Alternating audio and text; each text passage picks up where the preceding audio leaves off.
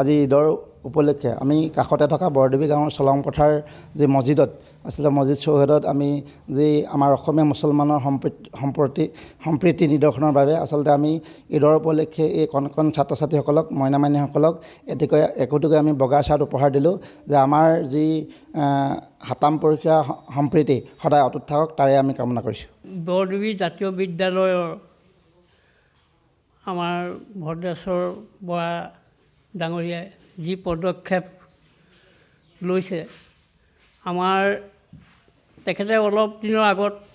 বিহুত তেখেতে বিহুৰ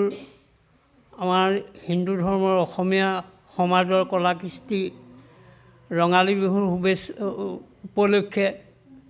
বগা কাপোৰ বিতৰণ কৰিছে আৰু এই ঈদৰ উপলক্ষে আমাৰ মুছলিম অসমীয়া সমাজৰ কাৰণে তেখেতে বগা কাপোৰ বিতৰণ কৰিছে। গতিকে এই বগা কাপোৰ আমাৰ অন্তৰবিলাক যাতে হিন্দু আৰু মুছলিম আমাৰ সকলো যে আমি একে আল্লাহৰ ফৰমান সেইটোকে প্ৰমাণ আজি তেখেতে দাঙি ধৰাই